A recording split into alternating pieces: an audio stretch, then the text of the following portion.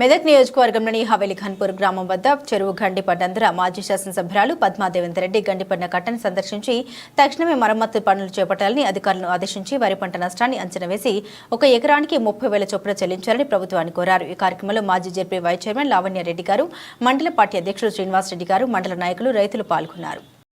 వాళ్ళకు అన్నం దొరకకపోని, వాళ్ళకి నీళ్ళలోనే ఉండని, వాళ్ళకి పంట పొలాలు మునుగని పట్టించుకుంటలేరు. ప్రతిపక్షాల మీద ఆరోపణలు చేస్తుండ్రు. సప్పుడే కాదు, కట్టి పెట్టేయండి, ప్రతిపక్షాల ఆరోపణలు బంద్ చేయండి. ఫస్ట్ మీకు ప్రభుత్వంకి అంటగట్టిండ్రు, మీకు ప్రజలందరూ కూడా ప్రభుత్వం మీకు ఇచ్చిండ్రు. ఆ ప్రభుత్వము మరి బాధ్యత వహించి ప్రజలకు కష్టం కాకుండా, ఇబ్బంది లేకుండా గతంలో కేసీఆర్ ప్రభుత్వం ఏ విధంగా ఆదుకుందో ఆ విధంగా అందరిని కూడా ఆదుకోవాలని చెప్పి డిమాండ్ చేస్తున్నాం. పంట నష్టపరిహారం చెల్లించాలి, ఎకరానికి 30,000 రూపాయలు వెంటనే చెల్లించాలని కూడా మేము డిమాండ్ చేస్తా ఉన్నాం.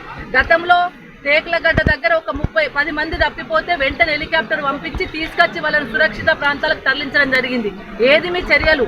ఎక్కడ మీ చర్యలు? తప్పిపోతే స్థానికులే, నీళ్ళల్లో మునిగిపోతే స్థానికులే అక్కడ అందరు కట్టగట్టుకొని స్థానికులే తీసుకొచ్చి రక్షించుకుంటున్నారు తప్ప ఇక్కడ ఎవరు కూడా ఎన్డీఆర్ఎఫ్ బృందాలు కానీ, ప్రభుత్వం కానీ, ప్రజాప్రతినిధులు కానీ, మంత్రులు కానీ స్పందించడం లేదు.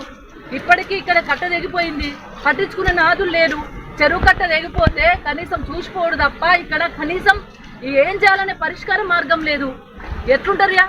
ప్రజల్ని గాలి వదిలేసి ప్రతిపక్షాలను తిరిగితే ఏమొస్తుంది? మీకు ప్రభుత్వం ఇచ్చింది, ప్రజలందరూ మీకు ప్రభుత్వాన్ని అంటగట్టింది, మీరు ప్రభుత్వం బాధ్యత వ్యవహరించమని. అందరు బాధ్యత మరిచి ప్రవర్తిస్తున్నారు. పైగా నష్టం జరగదు. రెండోది, కట్ట కూడా భవిష్యత్తులో కూడా చెరువులో నీళ్లు పోకుండా ఉంటాయి. కట్ట కూడా మళ్ళీ తుఫాను వచ్చే అవకాశాలు ఉన్నాయి కాబట్టి రీతిలో చేస్తే నడవది. ఇప్పటికైనా అధికారులు స్పందించుంది, ప్రజాప్రతినిధులు స్పందించుంది. ఇక్కడ వెంటనే ఆ కట్టను పునరుద్ధరించాలని చెప్పి డిమాండ్ చేస్తా ఉన్నాం.